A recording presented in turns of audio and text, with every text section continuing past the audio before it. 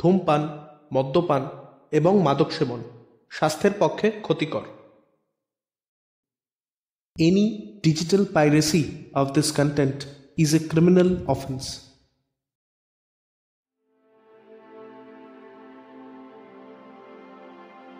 স্টোরিলাইন YouTube channel presence আজ আপনাদের জন্য উইলিয়াম শেক্সপিয়ারের রচনা অবলম্বনে ম্যাকবেথ।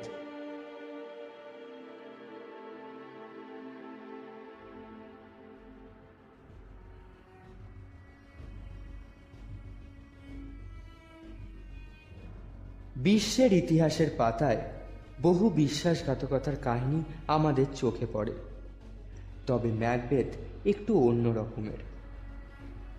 ম্যাকবেথের প্রথম অংশে আমরা শুনতে পাই কর্ডরের জায়গিরদার কূটনীতি করে স্কটল্যান্ডের রাজা ডানকানের বিরুদ্ধে বিদ্রোহ ঘোষণা করে আর সাহায্য নেয় নরওয়ে রাজ জুয়ানো এবং ভাড়াটে আইরিশ যোদ্ধা ম্যাকডোনাল্ডের। কিন্তু সেই যুদ্ধে তারা জয়ী হতে পারে না। রাজা ডানকানের নির্দেশে তার বিশিষ্ট সেনাপতি ম্যাকবেথ এবং ব্যাঙ্কো রাজার বড় ছেলে ম্যালকামের নেতৃত্বে তাদের যুদ্ধে পরাস্ত করে। এদিকে যুদ্ধ শেষ করে ফরেসের শিবিরে ফেরার পথে ম্যাকবেথ এবং ব্যাঙ্কোর সাথে দেখা হয় জলার 3 ডাইনির, যাদের কাজ হলো মানুষকে ভবিষ্যৎবাণী শুনিয়ে তাদের কুপথে চালনা করা। তারা ম্যাকবেথকে কখনো গ্ল্যামিশের জায়গিরদার, কখনো কর্ডরের জায়গিরদার এবং সব শেষে তাকে স্কটল্যান্ডের ভাবী রাজা বলে সম্বোধন করে। আর ব্যাঙ্কোর বংশধররাও যে রাজা হবে সেই আশ্বাসও দেয়।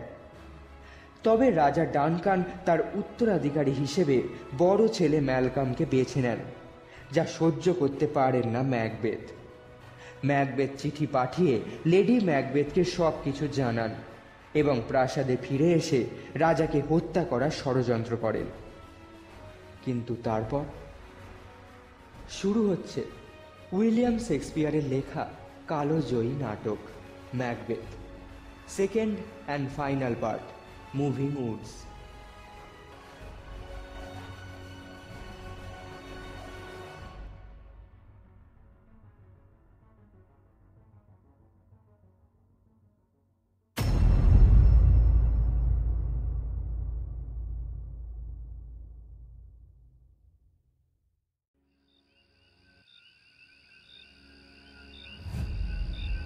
রাজার সাথে ম্যাকবেথের প্রাসাদে আসার সময় সেনাপতি ব্যাঙ্কো তার সাথে ছেলে ফ্লিয়ান্সকে নিয়ে এখানে এসেছেন।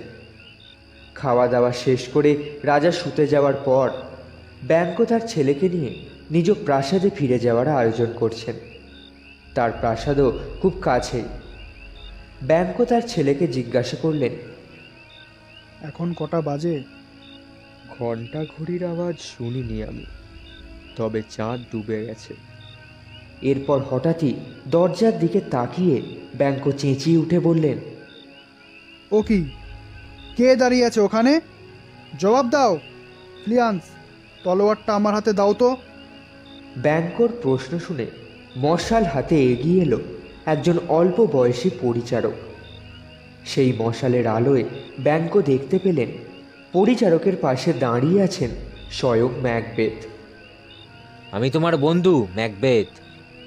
12টা বেজে গেছে, কিন্তু তুমি এখনো জেগে আছো?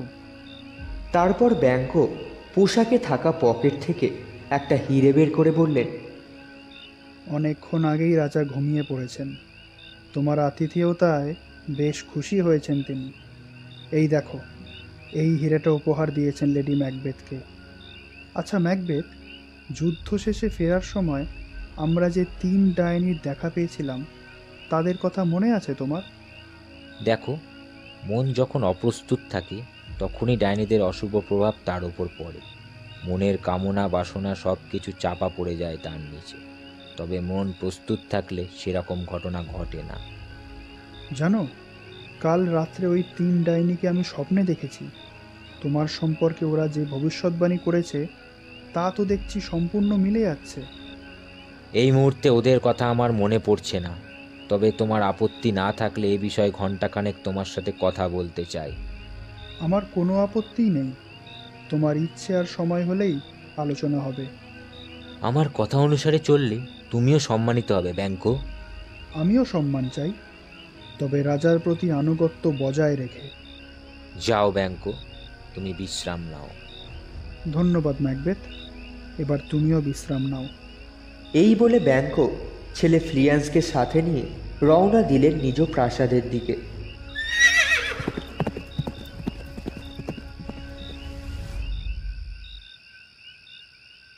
গভীর রাত। ইনভারনেসের প্রাসাদের ভিতর ভিন্ন ভিন্ন ঘরে গভীর ঘুমে ডুবে রয়েছেন রাজা ও তার সঙ্গী সাথীরা। ওষুধ মেশানো মদ প্রচুর পরিমাণে খেয়ে রাজার কামরার বাইরে ঘুমে বেহুঁশ হয়ে পড়ে রয়েছেন রক্ষীদ্বয়।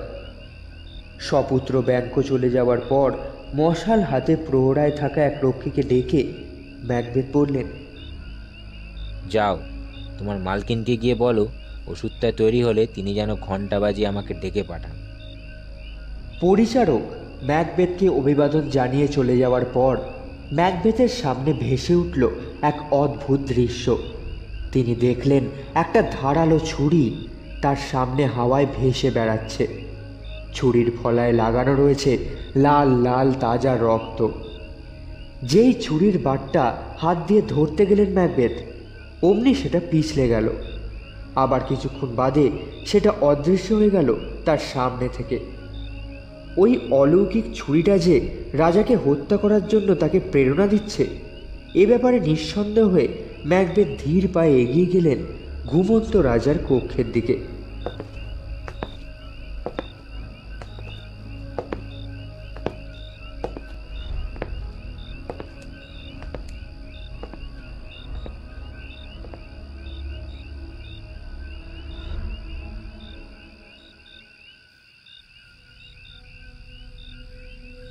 কিছুক্ষণ আগে ঘুমের ওষুধ মেশানো মদ খাইয়ে রক্ষীদের বেহুশ করে লেডি ম্যাকবেথ যে নিজেই রাজাকে হত্যা করতে তার কক্ষে ঢুকেছেন, সে কথা তখনও পর্যন্ত জানতেন না ম্যাকবেথ।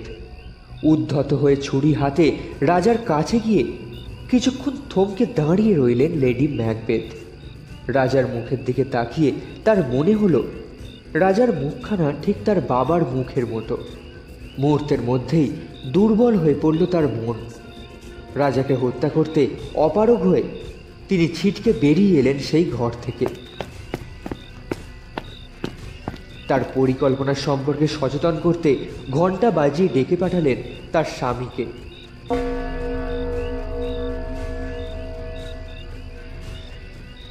ঘণ্টার আওয়াজ কানে যেতেই ম্যাকবেথ নিজ মনে মনে বললেন, it is the time Duncan, it's the bell of hell.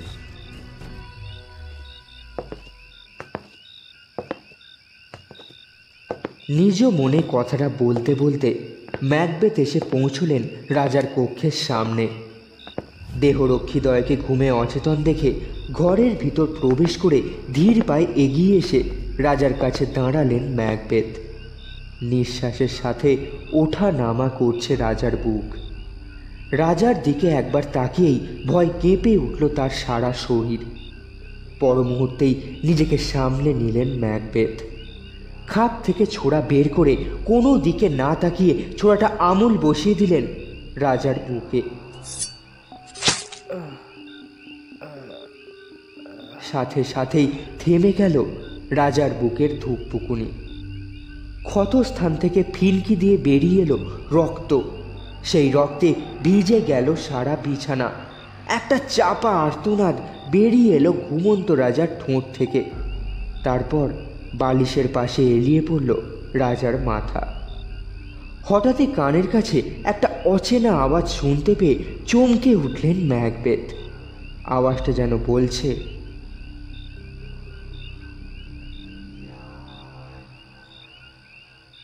Macbeth, তুমি খুনি, খুনি তুমি। রাতের ঘুম পালিয়ে গেছে তোমার চোখ থেকে। কিন্তু চারিদিকে তাকিয়ে ম্যাকবেথ কাউকে দেখতে পেলেন না। পর মুহূর্তেই আবার ভেসে এলো সেই কণ্ঠস্বর, ঘুমকে খুন করেছে গ্ল্যামিস, সে আর ঘুমাবে না ম্যাকবেথ, কওডর আর ঘুমাবে না। রক্ত মাখা ছুরি হাতে মৃত রাজার কক্ষ থেকে বেরিয়ে ম্যাকবেথ নিজের ঘরে এসে পৌঁছলেন। বললেন, সব শেষ, রাজার ঘুম আর কখনো ভাঙবে না। কিভাবে রাজাকে খুন করেছেন তার সবিস্তারে স্ত্রীকে জানালেন ম্যাকবেথ। সব শোনার পর স্ত্রী বললেন, ওই ছুরিটা নিয়ে এসছো কেন? যাও, রাজার ঘরের বাইরে থাকা প্রহরীদের হাতের কাছে ওটা রেখে এসো। ও, আরেকটা কথা, ছোড়ার ফলায় লেগে থাকা রক্ত মাখিয়ে দেবে কিন্তু প্রহরীদের হাতে, তাহলে সবাই ধরে নেবে মদ খেয়ে ওরাই হত্যা করেছে রাজাকে। আচ্ছা, তুমি কারো চিৎকার শুনতে পেয়েছো? কই না তো। আমি যেন কার চিৎকার শুনতে পেলাম। কাজটা শেষ হবার সাথে সাথেই কেউ যেন আমার কানের কাছে চেঁচিয়ে বলে উঠল, ম্যাকবেথ, তুমি খুনি। রাতের ঘুম বিদায় নিয়েছে তোমার চোখ থেকে। এর মানে মৃত্যুর আগে পর্যন্ত রাতে ঘুমোতে পারবো না আমি? ঘুমে যতই চোখ বুজে আসুক, চোখ বন্ধ করতে পারবো না আমি? আমি তো শুনিনি সেইরূপ কিছু। আসলে ওসব তোমার মনের ভুল। ভয় পেয়েছো বলেই তোমার এরকম মনে হচ্ছে। শোনো, এবার যা বলছি তাই করো। রাত শেষ হয়ে আসছে, সবাই টের পাওয়ার আগেই ছুরিটা রেখে এসো ঘুমন্ত রক্ষীদের হাতের কাছে। আর মনে করে ওদের হাত ও জামায় কিছুটা রক্ত লাগিয়ে দিও। আবার তুমি আমায় ওখানে যেতে বলছো? না না, ওখানে যাওয়ার সাহস আমার নেই। এবার বাধ্য হই স্বামীর হাত থেকে ছুরিটা নিয়ে নিলেন লেডি ম্যাকবেথ। তারপর রাজার ঘরের সামনে থাকা ঘুমন্ত প্রহরীদের পাশে ছুরিটা নামিয়ে রাখলেন, আর ছুরির ফলায় লেগে থাকা কাঁচা রক্ত মাখিয়ে দিলেন তাদের হাতে ও জামায়। ঠান্ডা মাথায় সমস্ত কাজ শেষ করে লেডি ম্যাকবেথ ফিরে গেলেন তার শোবার ঘরে। এভাবেই এক সময় শেষ হয়ে এলো দুঃস্বপ্নের কাল রাত।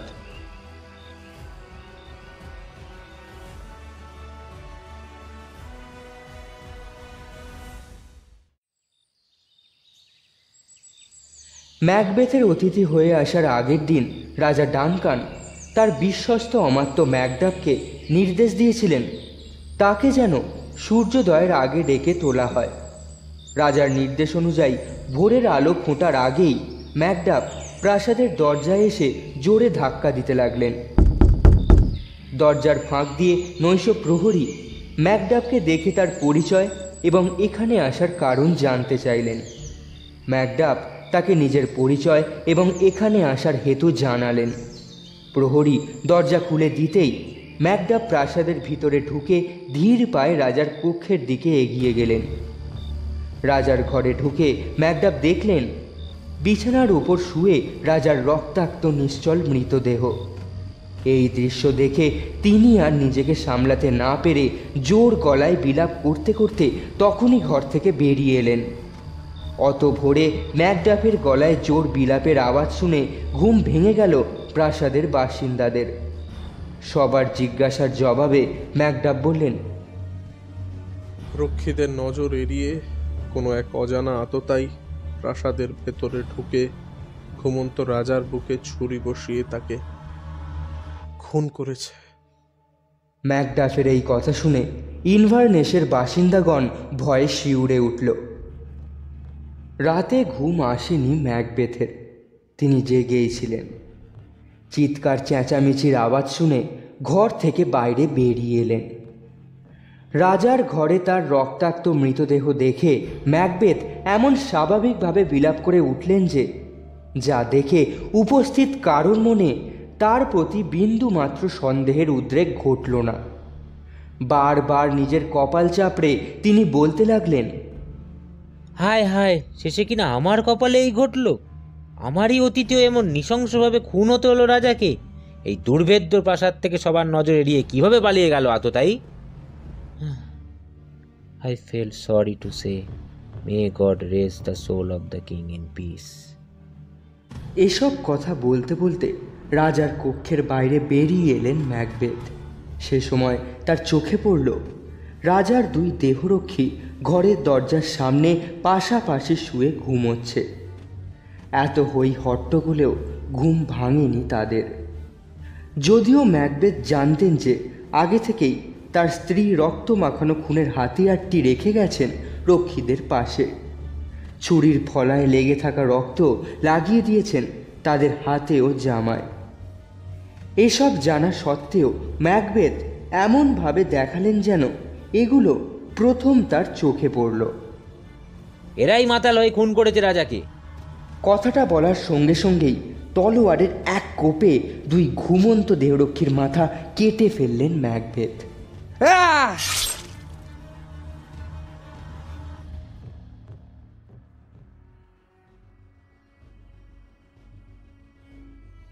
পাশের ঘরেই শুয়েছিলেন দুই রাজপুত্র, ম্যালকাম আর ডোনাল্ড বেইন। চেঁচামেচির আওয়াজে তাদের ঘুম ভেঙে গেল। সঙ্গে সঙ্গে তারা রাজার কক্ষে এসে দেখলেন তাদের বাবা বিছানার ওপর শুয়ে আছেন রক্তাক্ত অবস্থায়। তারা দুজনেই ছিলেন বুদ্ধিমান, ফলে সহজেই বুঝতে পারলেন সিংহাসনের লোভে কেউ হত্যা করেছে রাজাকে। তারা ভয় পেলেন এই ভেবে যে এবার হয়তো আততায়ীরা রাজপুত্রদের হত্যা করবে। রাজার মৃতদেহের সামনে দাঁড়িয়ে যখন ম্যাকবেথ ও অন্যান্য সবাই শোক প্রকাশে ব্যস্ত, সেই সুযোগে ঘোড়ায় চেপে পালিয়ে গেলেন দুই রাজপুত্র। ম্যালকাম পালিয়ে গেলেন ইংল্যান্ডে আর ডোনাল্ড বেইন আয়ারল্যান্ডে। এবার সুযোগ পেয়ে জোর গলায় ম্যাকবেথ বললেন, রাজপুত্ররাই খুন করেছে রাজাকে, না হলে সমাধি দেওয়ার আগে কেন তারা পালিয়ে গেল? সেই মুহূর্তে সবার মানসিক অবস্থা এতটাই খারাপ ছিল যে কেউ আর প্রতিবাদ করল না ম্যাকবেথের কথায়।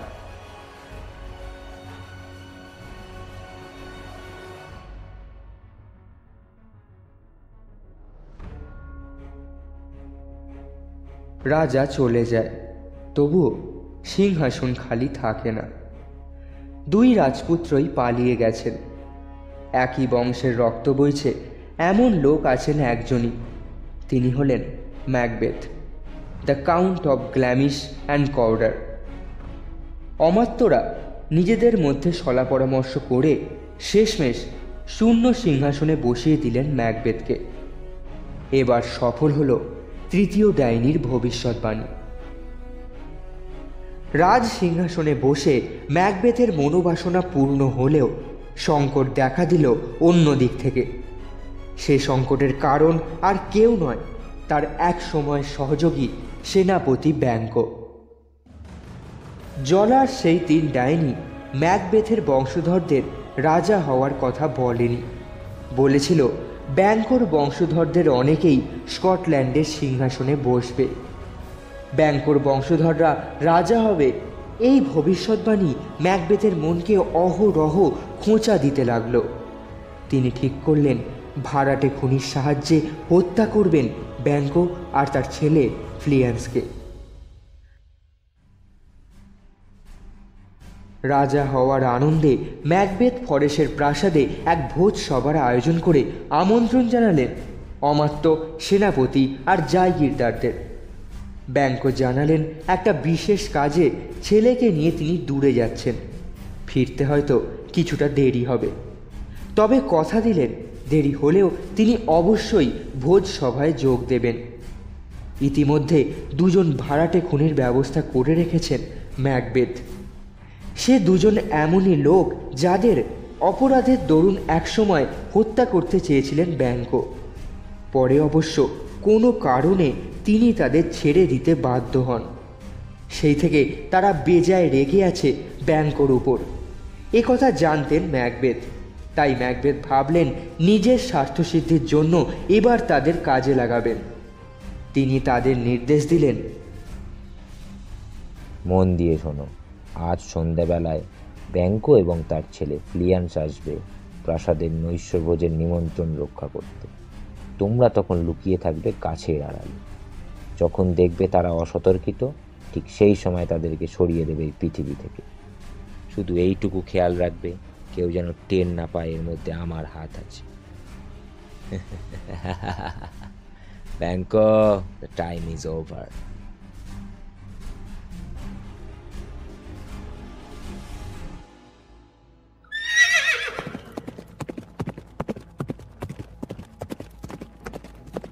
কাজ সেরে ম্যাকবেথের ভোজসভায় যোগ দেওয়ার জন্য ফিরে আসছিলেন ব্যাঙ্কো, কিন্তু পথের মাঝেই ম্যাকবেথের ভাড়াটে খুনিদের হাতে খুন হলেন তিনি।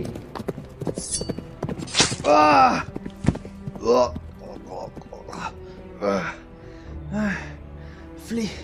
ফ্লিয়ান্স, তুমি পালাও, পালাও ফ্লিয়ান্স।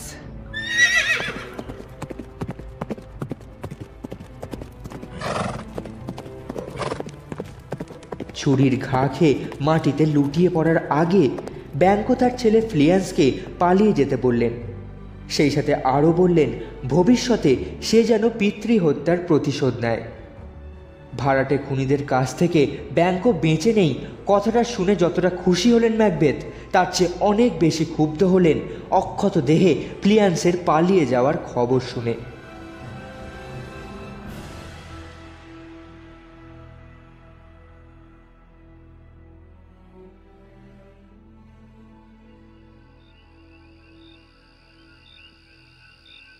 ওদিকে ফরেস্টের প্রাসাদে শুরু হয়েছে নৈশভোজ। চারিদিক আলোয় ঝলমল করছে। ভোজন কক্ষের বিশাল লম্বা টেবিলের দুপাশে সারি দিয়ে বসেছেন রাজার অমাত্য, বিশিষ্ট জাগিরদার আর সেনাপতিরা। তাদের বউ আর মেয়েরাও সুন্দর পোশাক আর দামি গয়নাগাঁটি পরে হাজির হয়েছেন সেখানে। নতুন রাজা হওয়ার আনন্দে আমন্ত্রিত ব্যক্তিদের কাছে গিয়ে সৌজন্য বিনিময় করছেন ম্যাকবেথ।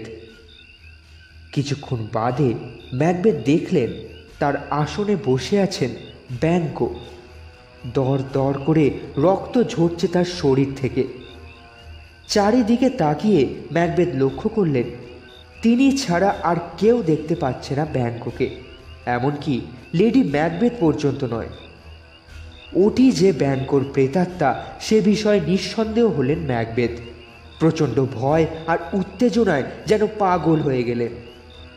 ব্যাংকোর প্রেতাত্মার দিকে তাকিয়ে ম্যাকবেথ জোর গলায় বলে উঠলেন, কেন এখানে এসেছো তুমি? যে যাই বলুক, তুমি কখনো বলতে পারবে না যে এই কাজ আমি করেছি। ভোজ সভায় উপস্থিত কেউ বুঝতে পারল না যে ম্যাকবেথের এরকম অদ্ভুত আচরণের হেতু কী। সভার প্রত্যেকে অবাক হয়ে চেয়ে রইলেন তার দিকে। অমাত্য রস আমন্ত্রিত ব্যক্তিদের বললেন, মহারাজ হঠাৎ অসুস্থ হয়ে পড়েছেন, এবার আপনারা দয়া করে উঠুন। স্বামীর এহেন অবস্থা দেখে বেজায় মুশকিলে পড়ে গেলেন লেডি ম্যাকবেথ। তিনি তৎক্ষণাৎ হাত জোর করে অভ্যাগতদের বললেন, না না, আপনারা কেউ উঠবেন না। এটা মহারাজের পুরনো মানসিক রোগ, মাঝে মাঝে মাথা চারা দিয়ে ওঠে। সে সময় তিনি সাময়িক অসুস্থ হয়ে পড়েন। Please eat the same way you are eating. দেখবেন একটু বাদেই তিনি আগের মতো সুস্থ হয়ে উঠবেন। আমার শুধু একটাই অনুরোধ, এখন আপনারা কেউ ওর মুখের দিকে চাইবেন না প্লিজ, তাহলে ওর উত্তেজনা বৃদ্ধি পাবে। অমাত্য রসের কথায় অনেক অতিথি খাওয়া ছেড়ে উঠে গিয়েছিলেন, কিন্তু রানী নিজে অনুরোধ করায় সবাই খুশি মনে খেতে বসলেন। রানী তার স্বামীর কাছে গিয়ে তাকে ধমকে চাপা স্বরে বললেন, কি শুরু করেছো কি তুমি? অতিথিরা সবাই কি ভাবলেন বলো তো? ভালো করে চেয়ে দেখো, কিছুক্ষণ আগেই তোমার আসন যেমন খালি ছিল এখনো তেমনই রয়েছে। তাছাড়া তুমি নিজের কানেই তো শুনলে ব্যাংকো মারা গেছে। তাহলে কি করে তিনি তোমার জায়গায় বসবেন? মিছিমিছি ভয় পাচ্ছ তুমি, এসব তোমার অমূলক ধারণা। নিজের চেয়ারের দিকে তাকিয়ে পুনরায় আঁতকে উঠলেন ম্যাকবেথ। দেখলেন সেখানে আগের মতোই বসে আছে ব্যাংকোর প্রেতাত্মা। প্রেতাত্মার দিকে ইশারা করে ম্যাকবেথ জোরে চেঁচিয়ে উঠলেন, বললেন, যা পালা, দূর হ এখান থেকে, আমি তোকে একটুও ভয় পাই না। স্বামীকে ধমকে লেডি ম্যাকবেথ পুনরায় চাপা স্বরে বললেন, তোমার কি কোনো হুঁশ নেই? তোমার হাব ভাব দেখে সবাই চাপা স্বরে ফিস ফিস করছে। তুমি কি বুঝতে পারছো না? তোমার আচরণে তাদের মনে সন্দেহ দেখা দিয়েছে। রাজার মৃত্যুর আগে তুমি যেমন মনের ভুলে হাওয়ায় ছুরি ভাসতে দেখেছিলে, এখন তেমনই ব্যাংকোর প্রেতাত্মাকে দেখতে পাচ্ছ। আমি পুনরায় বলছি, এসব তোমার ভ্রম। যাও, তুমি নিজের জায়গায় গিয়ে খেতে বসো, না হলে সব কিছু পণ্ড হয়ে যাবে। স্ত্রীর কাছে বকুনি খাওয়ার পর কিছুটা সুস্থ বোধ করলেন ম্যাকবেথ। নিজের চেয়ারের দিকে তাকিয়ে দেখলেন চেয়ার সম্পূর্ণ ফাঁকা, তার ধারে কাছেও নেই ব্যাংকর প্রেতাত্মা। প্রচলিত রীতি অনুযায়ী সবার মঙ্গল কামনা করে তিনি যখন পানীয়ের গ্লাসে চুমুক দেবেন, ঠিক সেই সময় তার সামনে হাজির হলো ব্যাংকর প্রেতাত্মা। স্ত্রীর ধমক, হুঁশজ্ঞান এবং পরিস্থিতির কথা সম্পূর্ণ ভুলে গিয়ে ভয় চিৎকার করে উঠলেন ম্যাকবেথ। ব্যাংকর প্রেতাত্মাকে প্রচণ্ড গালাগাল দিয়ে বললেন, বাঘ, সিংহ, গন্ডার তুমি যাই হও না কেন, আমি একটুও ভয় পাই না তোমাকে, কিন্তু তোমার ওই বিভৎস প্রেত মূর্তি আমার চোখে অসহ্য। যাও, দূর হয়ে যাও আমার চোখের সামনে থেকে। ম্যাকবেথের চিৎকারে তার সামনে থেকে অদৃশ্য হয়ে গেল ব্যাংকর প্রেতাত্মা। বারবার একই ঘটনার পুনরাবৃত্তি হওয়ায় অতিথিরা বিরক্ত হয়ে খাওয়া শেষ হওয়ার আগেই আসন ছেড়ে উঠে রাজার সন্দেহজনক আচরণের ব্যাপারে কথাবার্তা বলতে বলতে ফরেশের রাজপ্রাসাদ থেকে চলে গেলেন। নিমন্ত্রিতদের মধ্যে একমাত্র আসেনি ম্যাকডাফি। তার নজরে পড়ল ম্যাকবেথের। তিনি গোপনে খোঁজখবর নিয়ে জানতে পারলেন মৃত রাজা ডানকানের বড় ছেলে ম্যালকাম ইংল্যান্ডে পালিয়ে গিয়ে সেখানকার রাজা এডওয়ার্ডের আশ্রয়ে রয়েছেন, আর ম্যাকডাফও রয়েছেন সেখানে।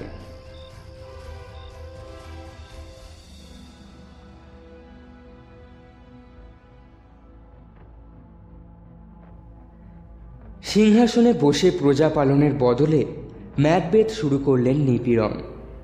তার অত্যাচারে অতিষ্ঠ হয়ে উঠল স্কটল্যান্ডের বাসিন্দা।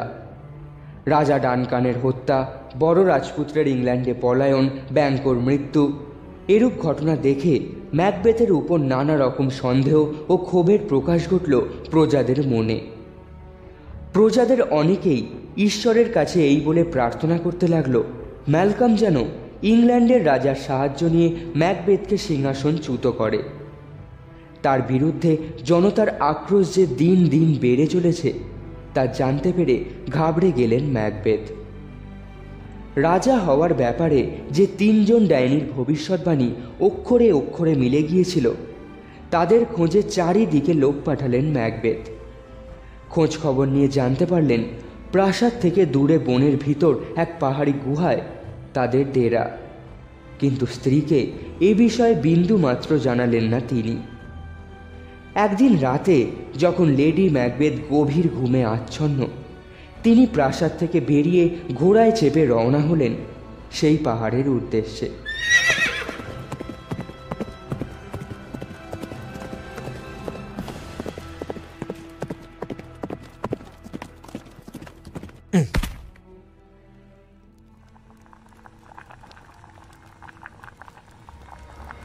সাধনার উপকরণ হিসেবে ডাইনিরা তাদের আস্তানায় নরকের আগুন জ্বেলে তাতে বসিয়েছে লোহার এক বিরাট বড় কড়াই। সেখানে সেদ্ধ হচ্ছে বিষধর সাপের দাঁত, কুকুরের জিভ, ব্যাঙের ঠ্যাং, নেকড়ের দাঁত, গোসাপের চোখ, টিকটিকির পা, প্যাঁচার ডানা, ড্রাগনের আঁশ, ডাইনির মমি, হেমলকের মূল, ছাগলের পিত্ত, একজন জিউয়ের যকৃৎ এবং মৃত শিশুর আঙুল। ম্যাকবেথ তার ভবিষ্যৎ জানতে আসবে একথা আগেই ডাইনিদের জানিয়ে দিয়েছিলেন উপদেবী জ্যাকেট, যিনি আবার অশুভ ও অমঙ্গলের নিয়ন্ত্রক। আমার সব প্রশ্নের জবাব দাও। ম্যাকবেথের মুখে একথা শোনা মাত্রই 3 ডাইনি এক শুকরীর রক্ত যে তার শাবকদের খেয়েছে এবং এক হত্যাকারীর চর্বি আগুনে ঢেলে জোরে জোরে মন্ত্রপাঠ করতে লাগলো। সাথে সাথেই শোনা গেল বাজ পড়ার প্রচণ্ড আওয়াজ। সেই আওয়াজের রেশ মিলিয়ে যেতে না যেতেই আগুনের মধ্যে থেকে বেরিয়ে এলো লোহার শিরস্ত্রাণ পরিহিত এক বিদ্রোহী মুন্ডু। গদগদ স্বরে ম্যাকবেথ বললেন, হে প্রেতাত্মা, তুমি আমার প্রশ্নের উত্তর দাও। তুমি কি প্রশ্ন করবে তাও জানে,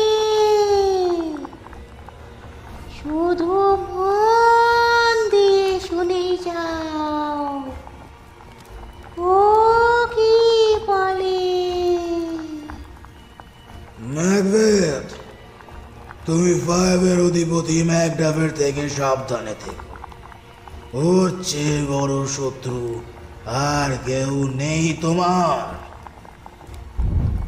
এই বলে অদৃশ্য হয়ে গেল দেহহীন মুন্ডু।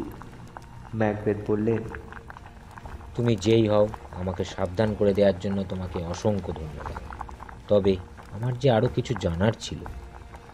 ও আর তোমার প্রশ্নের জবাব দেবে না। চোখ কান খোলা রাখো। এবার যে আসছে সে প্রথম জনের চেয়েও শক্তিশালী। দ্বিতীয় ডাইনির কথা শেষ হতেই আগুনের মাঝখান থেকে বেরিয়ে এলো এক শিশুর প্রেতাত্মা। তার সারা দেহ থেকে ঝরছে তাজা রক্ত। ম্যাকবেথ স্বাভাবিকভাবে জন্মেছে এমন কেউ তোমার ক্ষতি করতে পারবে না। মানুষের শক্তিকে ভয় পেও না তুমি। সাহসের সাথে নিজের পরিকল্পনাকে বাস্তব রূপ দিয়ে যা। এই বলে অদৃশ্য হয়ে গেল রক্তাক্ত শিশুর প্রেতাত্মা। আপন মনে ম্যাকবেথ বললেন, তাহলে ম্যাকডাফ, তুমিই আমার সবচেয়ে বড় শত্রু। তোমার কিছু করার আগেই এই পৃথিবী থেকে তোমাকে সরিয়ে দেব। তুমি বেঁচে থাকতে এই প্রচণ্ড দুর্যোগের রাতেও ঘুমোতে পারবো না আমি। রক্তাক্ত শিশুর প্রেতাত্মা অদৃশ্য হয়ে যাওয়ার কিছুক্ষণের মধ্যেই আবির্ভূত হলো আর এক শিশুর প্রেতাত্মা। তবে এর মাথায় রয়েছে মুকুট আর ডান হাতের মুঠোয় রয়েছে একটি গাছ। ডাইনিদের কাছে ম্যাকবেথ জানতে চাইলেন, মাথায় মুকুট, হাতে গাছ, এর মানে কি? কথা না বলে মনোযোগ দিয়ে শোনো। ও কি বলতে চায়? ম্যাকবেথ, যতক্ষণ পর্যন্ত না বার্নামের ঘন অরণ্য ডান্সিনেন পাহাড়ের উপর দিয়ে উঠে তোমার প্রাসাদের দিকে এগিয়ে যাবে, ততক্ষণ পর্যন্ত কোনো শত্রু তোমার ক্ষতি করতে পারবে না। তোমায় ধন্যবাদ, কিন্তু জঙ্গল কি করে পাহাড়ের ওপর উঠবে? এ তো প্রকৃতির নিয়ম বিরুদ্ধ। তবে এত কথা যখন বললে, তখন আর একটা কথা বলো, ব্যাংকোর ছেলেরা কি সত্যিই রাজা হবে?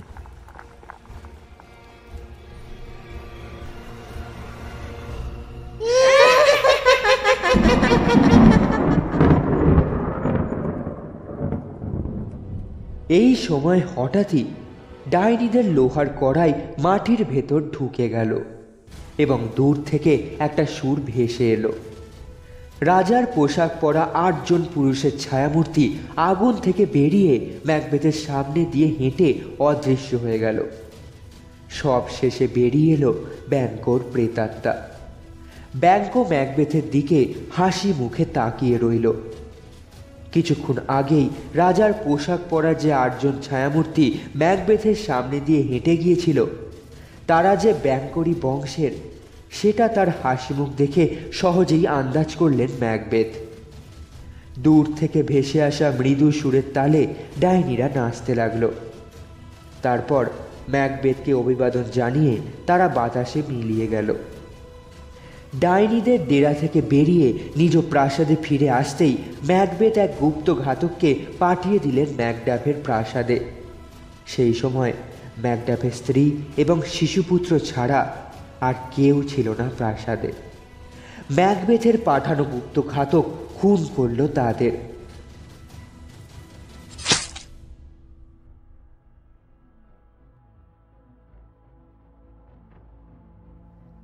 ম্যাকবেথের অত্যাচারে এবার প্রজাদের ক্ষোভের সাথে যুক্ত হলো কিছু অমাত্য এবং সামন্ত রাজাদের ক্ষোভ। রস ছিলেন এদের নেতা, যিনি একদা রাজা ডানকানের অমাত্য ছিলেন। ম্যাকবেথকে না জানিয়ে তিনি ইংল্যান্ডে এসে দেখা করলেন ম্যালকামের সাথে দেশে ফিরে এসে ম্যাকবেথের বিরুদ্ধে বিদ্রোহ ঘোষণা করার পরামর্শ দিলেন ম্যালকামকে। তিনি বললেন, যুবরাজ, আপনি যদি দেশে ফিরে ম্যাকবেথের বিরুদ্ধে বিদ্রোহ ঘোষণা করেন তাহলে আমাদের ঘরের মেয়ে বউরাও যোগ দেবে আপনার সাথে। দেশের পরিস্থিতি যদি সত্যি এরূপ হয় তাহলে আমি নিশ্চয়ই যাব রস। আপনি জেনে রাখুন, সৈন্য এবং অস্ত্র দিয়ে আমায় সাহায্য করার প্রতিশ্রুতি দিয়েছেন রাজা এডওয়ার্ড। ম্যাকবেথের বিরুদ্ধে যুদ্ধে এডওয়ার্ডের প্রধান সেনাপতি সিওয়ার্ডও আমার সাথে যাবেন বলে জানিয়েছেন। ম্যালকামের কথায় রস খুব খুশি হলেন। এই দেখে যে বিদেশে এসেও চুপচাপ বসে না থেকে যুদ্ধের প্রস্তুতি নিচ্ছেন ম্যালকাম। এরপর তিনি ম্যাকডাফকে জানালেন কিভাবে গুপ্ত ঘাতক এসে তার খোঁজ না পেয়ে হত্যা করে গেছে তার স্ত্রী পুত্রকে। রসের মুখে এই দুঃসংবাদ শুনে ম্যাকডাফের চোখের জল আর বাঁধ মানল না। কিছুক্ষণ বাদে চোখের জল মুছে তিনি ম্যালকাম আর রসের সামনে প্রতিজ্ঞা করলেন ম্যাকবেথকে নিজ হাতে হত্যা করে এই অন্যায়ের প্রতিশোধ নেবেন।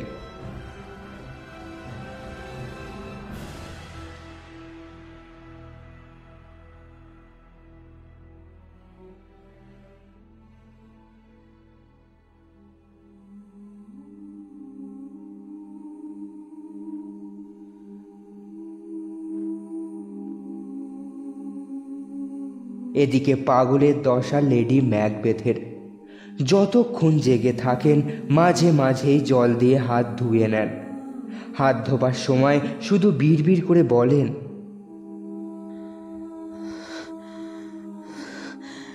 এত রক্ত কেন, এত রক্ত কেন আমার হাতে? বারবার জল ঢালছি অথচ রক্তের দাগ ধুয়ে যাচ্ছে না। দিন রাত সব সময় একটা উত্তেজনার মধ্যে রয়েছেন তিনি।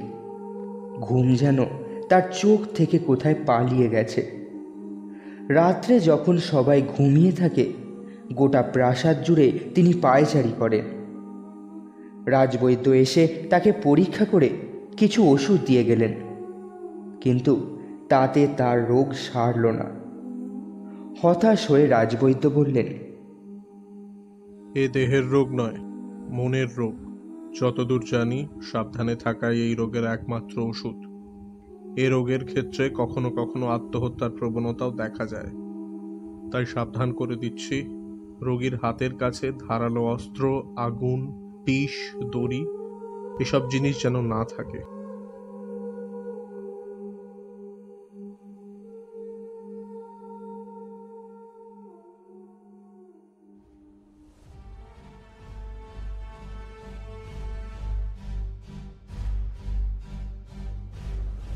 মানসিক রোগে লেডি ম্যাকবেথ আক্রান্ত হওয়ার কিছুদিন বাদেই ইংল্যান্ডের রাজা এডওয়ার্ডের বিশাল সৈন্যবাহিনী নিয়ে স্কটল্যান্ড আক্রমণ করলেন তার প্রধান সেনাপতি সিওয়ার্ড।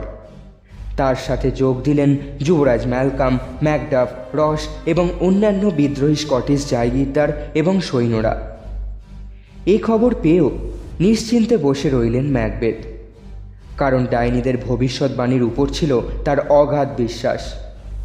তিনি জানতেন শত্রু তার বাড়ির দোরগোড়ায় এসে পড়লেও তার কোনো ক্ষতি করতে পারবে না। শত্রু সেনার দ্বারা দেশ আক্রান্ত হয়েছে আর তাদের নেতৃত্ব দিচ্ছেন যুবরাজ ম্যালকাম।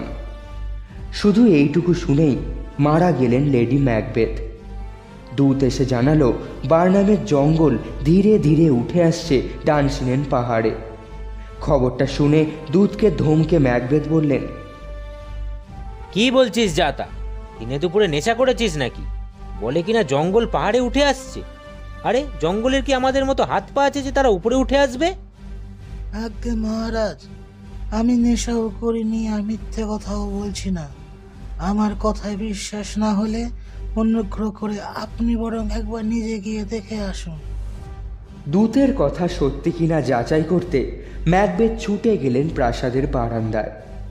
দেখলেন সত্যি সত্যি বার্নামের জঙ্গল উঠে আসছে ডানসিনেন পাহাড়ের চূড়ায়।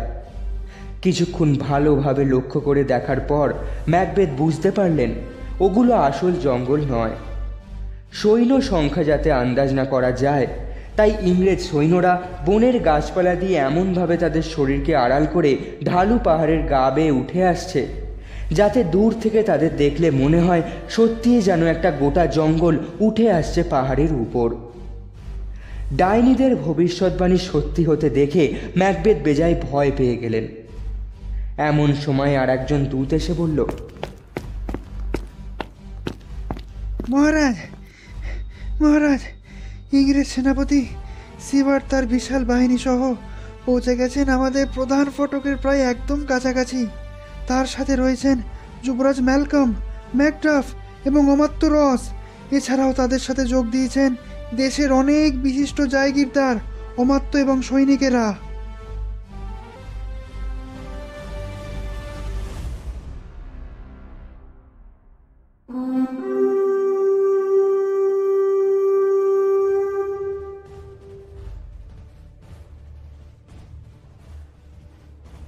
দূতের কথা শেষ হতে না হতেই বেজে উঠল ইংরেজ সৈন্যদের রণদামামা। প্রাসাদের যে কজন সৈনিক অবশিষ্ট ছিল তারাও ঝাঁপিয়ে পড়ল ইংরেজ সৈন্যদের উপর।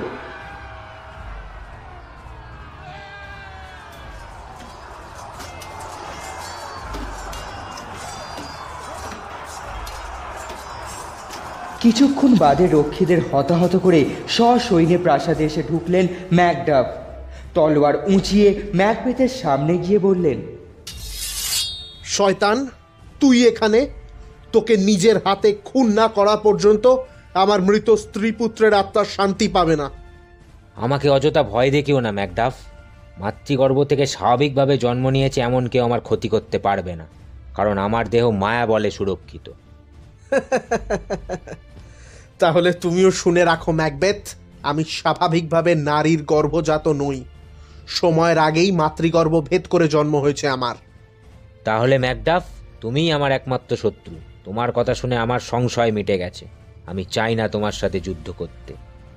তাহলে তুমি আত্মসমর্পণ করো। তোমার হাত পায়ে শিকল দিয়ে বেঁধে তোমায় খাঁচায় বন্দি করে রাখবো। তিলে তিলে মৃত্যু যন্ত্রণা সহ্য করে পাপের প্রায়শ্চিত্ত করবে তুমি। দোহাই তোমার, অমন শাস্তি আমায় দিও না। মানছি অনেক অপরাধ করেছি আমি, তবুও খাঁচার মধ্যে বন্দি জানোয়ারের মতো ঘৃণ্য জীবনযাপন করতে পারবো না আমি। তার চেয়ে আমায় মেরে ফেলো, তবু ওই রকম সাজা দিও না। মনোবল বলতে তখন আর কিছুই নেই ম্যাকবেথের। তলোয়ার হাতে নিয়ে ভয় থরথর করে কাঁপতে লাগলেন তিনি। তৎক্ষণাৎ ম্যাকডাফ ঝাঁপিয়ে পড়লেন তার উপর। ধাক্কা সামলাতে না পেরে মাটিতে লুটিয়ে পড়লেন ম্যাকবেথ। শত্রুকে বাগে পেয়ে এক কোপে কেটে ফেললেন তার মাথা। সেই কাটা মাথা হাতে নিয়ে ম্যাকডাফ গেলেন ম্যালকামের কাছে। ম্যালকামকে মাথাটা উপহার দিয়ে বললেন, এই সেই শয়তানের কাটা মুন্ডু যে আপনার বাবাকে হত্যা করেছিল, গুপ্তঘাতক পাঠিয়ে আমার স্ত্রী পুত্রকে খুন করেছিল। যুবরাজ, আজ থেকে স্কটল্যান্ডের সিংহাসনের অধিকারী আপনি।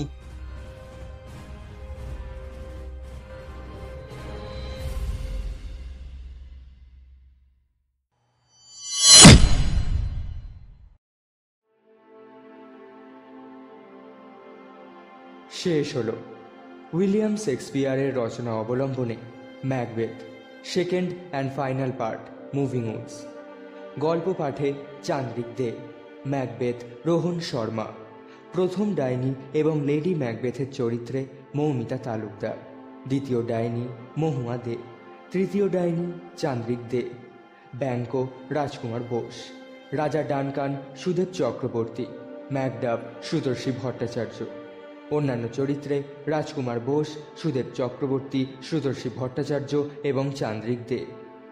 ধ্বনি পরিকল্পনায় স্নেহাদ্র শর্মা, পরিচালনায় চান্দ্রিক দে। আবার পরের সপ্তাহে দেখা হবে আরও একটি রোমাঞ্চকর গল্প নিয়ে।